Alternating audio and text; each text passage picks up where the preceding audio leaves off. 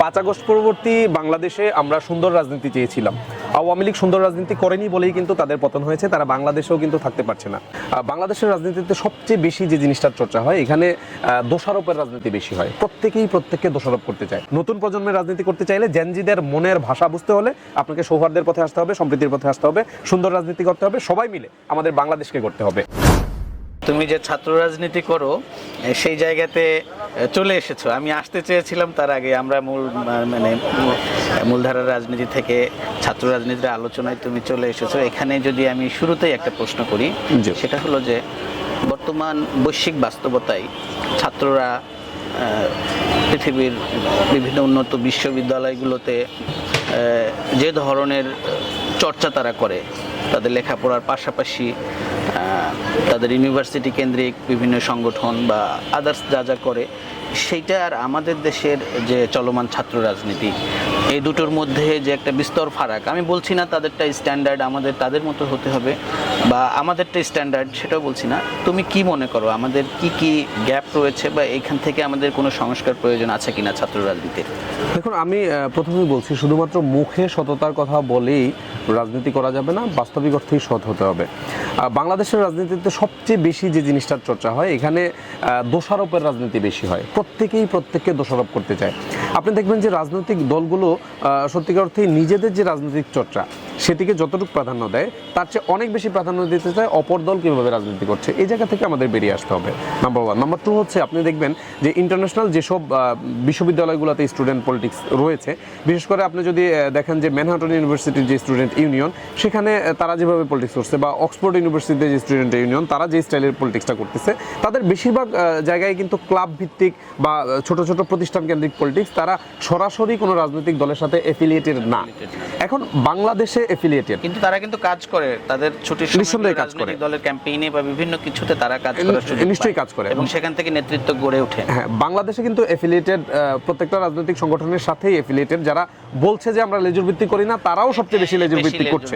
এখন এটিকে আপনাকে দেখতে হবে যে আসলে ভৌগোলিক পরিসীমার দিক থেকে, আপনার জাতিগত জায়গা থেকে এক এক জাতির বেড়ে ওঠা, এক এক জাতির চলন, এক এক জাতির রাজনৈতিক চলা, মানে যে জার্নি, পথ চলা, সেটি এক এক রকম হবে। আপনি সাউথ এশিয়ায় যে রাজনীতি দেখবেন, আপনি ইউরোপ আমেরিকায় একই রকম রাজনীতি দেখবেন না। আপনি সাউথ এশিয়ান যে পলিটিক্স, এখানে সত্যিকার অর্থেই প্রত্যেকটা রাজনৈতিক দলের সাথে কিন্তু এফিলিয়েটেড স্টুডেন্ট অর্গানাইজেশন থাকে। এটি এখানকার ট্রেডিশন। আপনি ট্রেডিশনকে কখনোই অস্বীকার করতে পারবেন না। তবে এই ট্রেডিশনে যে দীর্ঘদিন যাবৎ চলে আসা যে জায়গাগুলো রয়েছে, এখানে আপনি গুণগত মান উন্নয়ন করতে পারেন, যুগের সাথে তাল মিলিয়ে কিছু পরিবর্তন, কিছু সংযোজন, কিছু বিয়োজন আপনি করতে পারেন। কিন্তু এই প্রক্রিয়া থেকে বেরোয় একদম ওদের মতো করে পলিটিক্স করতে হবে, এটি আমি মনে করি না। আমি মনে করি যে বাংলাদেশের রাজনীতিতে একটি ইতিবাচক পরিবর্তনের সূচনা কিন্তু হয়েছে অলরেডি 5 আগস্ট যে গণঅভ্যুত্থান, সেই গণঅভ্যুত্থানের মাধ্যমে। এই সূচনাটিকে কোন রাজনৈতিক সংগঠন কতটুকু অ্যাডাপ্ট করতে পারে, সেটি আসলে ডিপেন্ড করে যে তাদের কার্যপরিধি এবং কার্যক্রমের উপরে। যারা বেশি ধারণ করবে, যারা বেশি নতুন প্রজন্মকে যুক্ত করতে পারবে, যারা জেনজির ভাষা বুঝে রাজনীতি করবে, আমার কাছে মনে হয় তারাই সামনে রাজনীতিতে ভালো করবে। তুমি বর্তমান ছাত্র রাজনীতিতে ছাত্র দলের যদি 5টা সংস্কার করতে চাও, কি কি সংস্কার করবা? সেক্ষেত্রে দেখুন, ছাত্রদল যেহেতু আমরা দীর্ঘদিন যাবৎ করছি, ছাত্রদল নিয়ে আমাদের ভাবনা অনেক।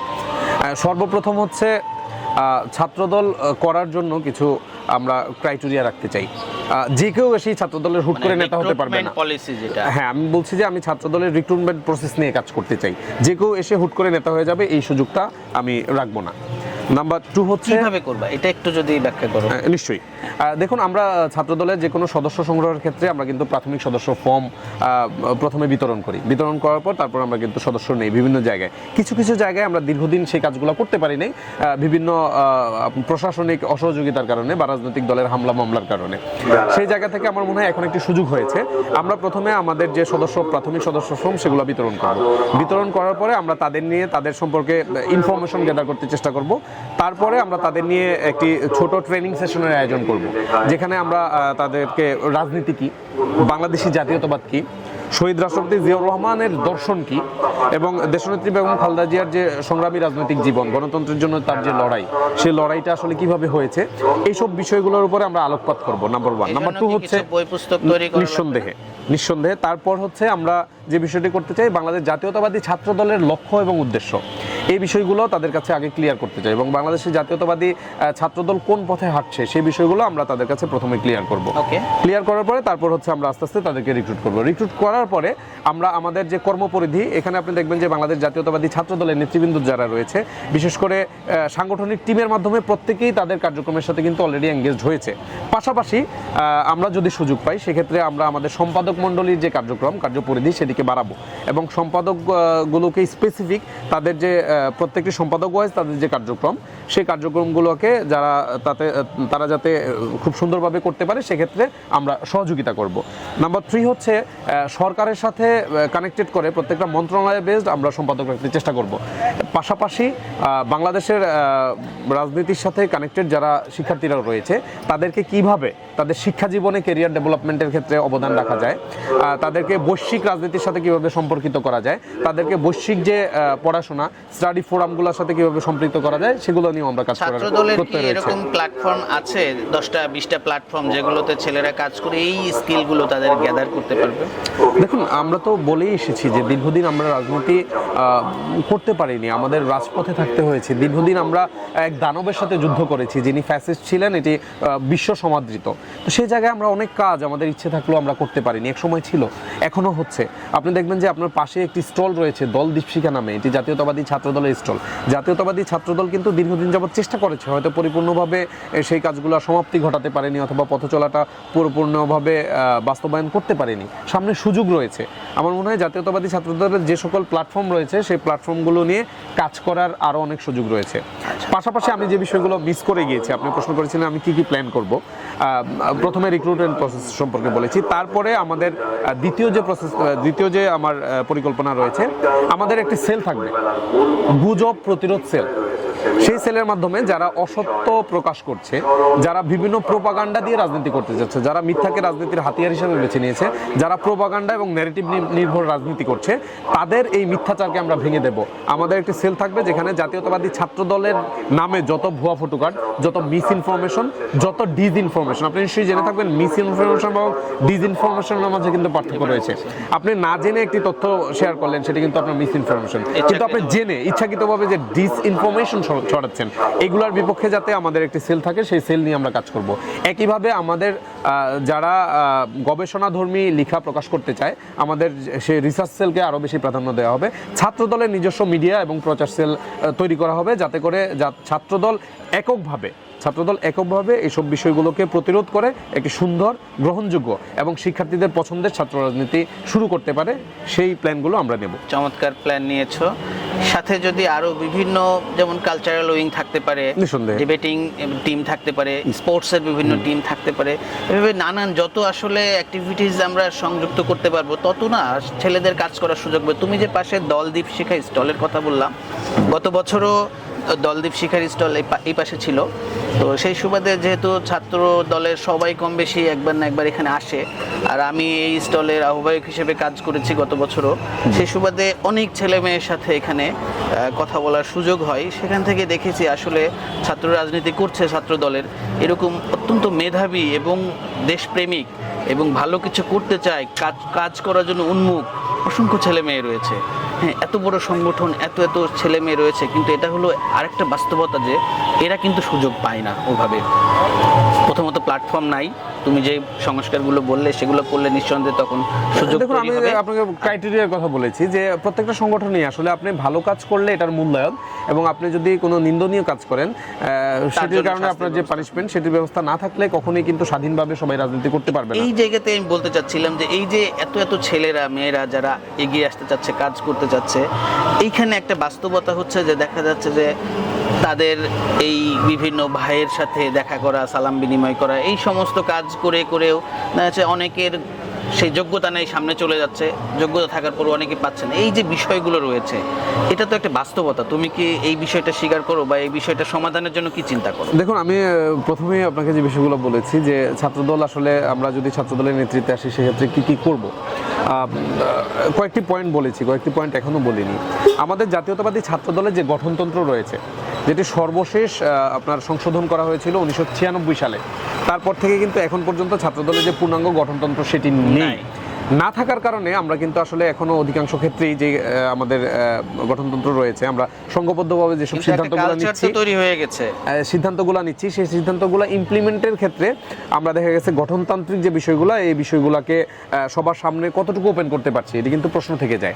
যদি আমাদের নির্দিষ্ট ক্রাইটেরিয়া থাকে, মানদণ্ড থাকে, আপনার কর্মের যদি মূল্যায়ন থাকে, সেক্ষেত্রে কিন্তু এই হাপির টেস্টটি তৈরি হবে না। অনেকের যে মনে করা যে আমি হয়তো অনেক করে বঞ্চিত হয়েছি, আবার অনেকের মনে করা যে আমি যে উনি অনেক কম করে পেয়ে গেছে। আমার মনে হয় জাতীয়তাবাদী ছাত্রদলে যখনই এখন পর্যন্ত যারা নেতৃত্বে এসেছে, যোগ্যরাই নেতৃত্বে এসেছে এবং যোগ্যরাই বঞ্চিত হয়েছে, কারণ একটি কমিটির ক্ষেত্রে অনেক যোগ্য প্রার্থী কিন্তু থেকে থাকে। তবে হ্যাঁ, যদি আমরা আমাদের গঠনতন্ত্রকে পরিপূর্ণ করে বর্তমান যুগের সাথে তাল মিলিয়ে এবং যুগোপযোগী গঠনতন্ত্রকে সবার সামনে নিয়ে আসতে পারি, তখন কিন্তু আমরা গঠনতান্ত্রিকভাবেই সকল সিদ্ধান্ত নেব।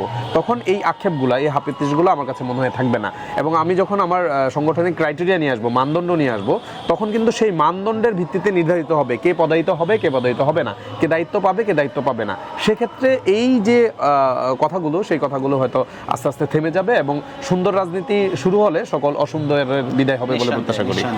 আসলে আমাদের চেষ্টা করতে হবে ধীরে ধীরে ভালোর দিকে এগিয়ে যাওয়ার। এখন যদি এক কথায় প্রশ্ন করি, আমরা যদি ধরে নিই তুমি আগামীকাল থেকে ছাত্রদলের একেবারে শীর্ষ নেতৃত্বে চলে এসেছো, প্রথম কোন কাজটি করবে? সর্বপ্রথম বাংলাদেশ জাতীয়তাবাদী ছাত্রদলের গঠনতন্ত্র সংস্কার করে গঠনতন্ত্র সকলের সামনে নিয়ে আসবো। আচ্ছা, তুমি বর্তমান প্রজন্মের উদ্দেশ্যে, যারা জেনজি রয়েছে তাদের উদ্দেশ্যে, এবং তোমার ছাত্রদলের কাউন্টার পার্ট যেসব সংগঠনগুলো রয়েছে তাদের কাছে কি প্রত্যাশা করো? দেখুন, 5 আগস্ট পরবর্তী বাংলাদেশে আমরা সুন্দর রাজনীতি চেয়েছিলাম। আওয়ামী লীগ সুন্দর রাজনীতি করেনি বলেই কিন্তু তাদের পতন হয়েছে, তারা বাংলাদেশেও কিন্তু থাকতে পারছে না। আমরা সুন্দর রাজনীতি চাই, আমরা সৌহার্দ্যের রাজনীতি চাই, আমরা সম্প্রীতির রাজনীতি চাই। আমরা রাজনৈতিকভাবে একে অপরের বিপক্ষে কথা বলবো, একে অপরের ভুলগুলো ধরিয়ে দেব, কিন্তু কখনোই দেশের স্বার্থে, দেশের বৃহত্তর স্বার্থে কখনোই আমরা আপোষ করব না। আমরা তখন সংঘবদ্ধভাবে তাদেরকে প্রতিরোধ করব। যদি বাংলাদেশে কখনো ফ্যাসিস্টরা মাথা চারা দিয়ে উঠতে চায়, তাহলে আমরা সবাই মিলে আবার তাদেরকে প্রতিরোধ করব। তবে আমরা আমাদের যে গণতান্ত্রিক মূল্যবোধ, আমাদের রাজনৈতিক যে সৌহার্দ্য, আমাদের রাজনৈতিক যে সম্প্রীতি, সেটির ব্যত্যয় ঘটে এই ধরনের রাজনৈতিক কোনো কার্যক্রম বা কোনো কথাবার্তা বলবো না। আমরা ইতিমধ্যে দেখেছি জুলাই আন্দোলনের মাধ্যমে যারা সামনে এসেছে তাদের মধ্যে 2-1 আছে অতি উৎসাহী হয়ে রাজনৈতিক শিষ্টাচারকে ধ্বংস করে দিতে যাচ্ছে। তাদেরকেও আমরা সচেতন করতে চাই। নতুন প্রজন্মের রাজনীতি করতে চাইলে জেনজিদের মনের ভাষা বুঝতে হলে আপনাকে সৌহার্দ্যের পথে আসতে হবে, সম্প্রীতির পথে আসতে হবে, সুন্দর রাজনীতি করতে হবে, সবাই মিলে আমাদের বাংলাদেশকে করতে হবে। আমাদের সামনের রাজনীতি হোক দেশ গড়ার রাজনীতি, আমাদের সকলের স্লোগান হোক সবার আগে বাংলাদেশ, বাংলাদেশ ফার্স্ট।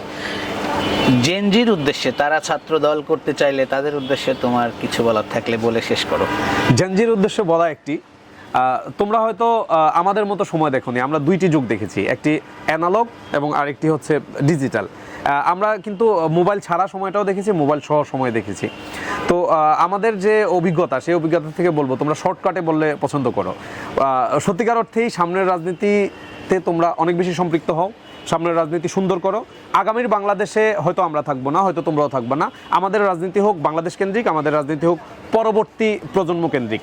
জেনজি যাতে জেনজিতে সীমাবদ্ধ না থাকে, জেনজি যাতে জেন আলফাকেও প্রায়োরিটি দিয়ে রাজনীতি করতে পারে, সেই রাজনীতিতে তোমরাও আসো। তোমাদেরকে স্বাগতম জানাচ্ছি বাংলাদেশ জাতীয়তাবাদী ছাত্র দলে। ধন্যবাদ অনেক তোমাকে এত সুন্দর করে আলোচনা করার জন্য।